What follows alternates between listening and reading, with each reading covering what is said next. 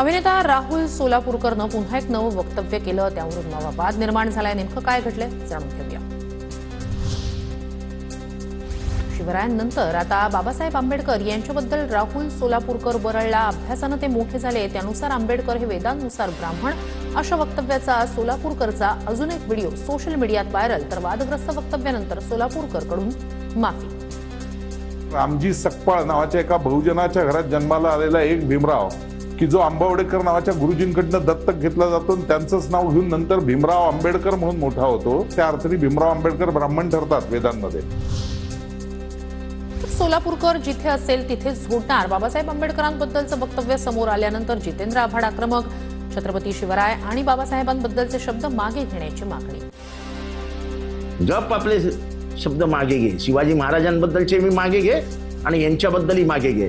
नाहीतर कोणी नाही मारलं तरी चालेल, पण मी तुला जोडणार, मी तुला मारणार. बाबासाहेबांचा आणि शिवाजी महाराजांचा अपमान आम्ही नाही सर. राहुल सोलापूरकरची जीप छाटणाऱ्याला 1 लाखाचं बक्षीस. अमोल मिटकरी यांच्याकडून 1 लाखाचं बक्षीस जाहीर. मी त्याचं थोबाड फोडल्याशिवाय राहणार नाही हे या निमित्तानं सांगतो. आणि सोलापूरकरची जो जीप छाटेल त्याला सुद्धा 1 लाख रुपयाचं रोख बक्षीस मी या निमित्तानं जाहीर करतो. राहुल सोलापूरकरचे तोंड चपलेनं फोडा आणि 1 लाख बक्षीस मिळवा. शिवसेना ठाकरे गटाचे उपनेते शरद कोळी यांची घोषणा. छत्रपती शिवराय आणि डॉक्टर बाबासाहेब आंबेडकर यांच्याबद्दल वादग्रस्त वक्तव्य करणाऱ्याला फोडून काढण्याचं आवाहन. त्याला दिसेल तिथं तुडवा, त्याला पायातल्या चपलीनं त्याचं तोंड फोडा, त्याचं तोंड रंगवा. जी पण कुणी त्याला पायातली चप्पल काढून मारेल अशा माझ्याकडून अशा व्यक्तीला 1 लाखाचं आज बक्षीस जाहीर करतोय.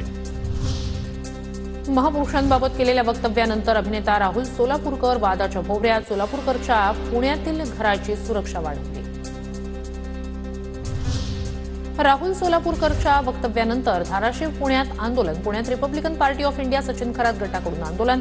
सोलापूरकरच्या वक्तव्यानंतर धाराशिवच्या कळंबमध्ये रास्ता रोको.